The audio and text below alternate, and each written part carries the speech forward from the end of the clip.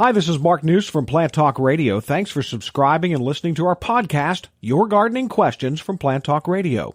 If you have a gardening question you'd like our host Fred Howard to answer, send him an email. The email address is fred@planttalkradio.com. Now for today's question.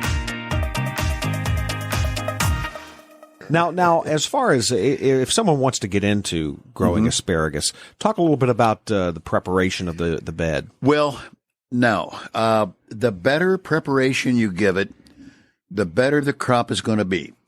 And that's for, I think, two reasons. One is the airspace in the soil, and then therefore where you find a lot of asparagus fields is relatively sandy and well drained, so that there is moisture, even if it's man-made with the great big irrigation systems, or you have you have a situation where you just simply, I would say, go deep, because it is what I call a root crop.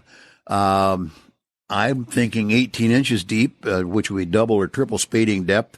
Add a lot of organic matter. I wouldn't get into the sand very much. I think the organic matter is the better bet. And then I would make the row 3 feet wide, if not, that is in terms of soil preparation, if not even 4 feet wide. A friend cultivated some that was enviable. I mean, you look at your index finger and add a third to the thickness of it, and then I snapped off a few with permission and ate them, and oh my. And he had prepared this bed many years before, kept it thinned down. I think, if I remember right, he said he did try to select out the females and to get what he called the bigger, better crop. Just simply way deep, well drained, even to the extent, if you really want to get into it and you have the opportunity, when you get down, you can make a row of, the bed can be a row, by digging and or rototilling, etc. And you can put a drain under it, one of those perforated tiles or whatever, and drain out so that the soil can't stand wet. The place I had them in my tiny garden, and it was only about a 12-foot long row, so it's not many plants, but it was on the I'll call it the roll off toward the property line where the water comes through from a storm, heads to the street or the, back drainage and so on. It just simply was the better bet to have it in that spot. I think I fell into that without realizing, because I planted it for my crop and I planted it for the garden to be screened from the neighbor's views. So it worked both ways while it worked.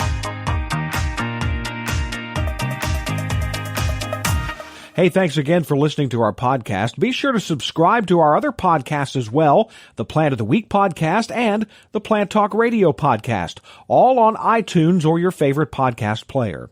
If you'd like to sponsor a daily podcast, contact us at fred@planttalkradio.com. To find out more about Fred Howard and Plant Talk Radio, visit our website, planttalkradio.com. This is Michelle Wilson, host of the Business Inspires podcast from the Tri-Village Chamber Partnership. To run a successful business, you need resources, valuable connections, and community recognition. In each episode of the Business Inspires podcast, we talk with small business community leaders who will inspire you to create the business you are envisioning. The Business Inspires podcast is on Apple Podcasts, Stitcher, Google Play, YouTube, your Alexa device, and your favorite podcast player. Circle270media.com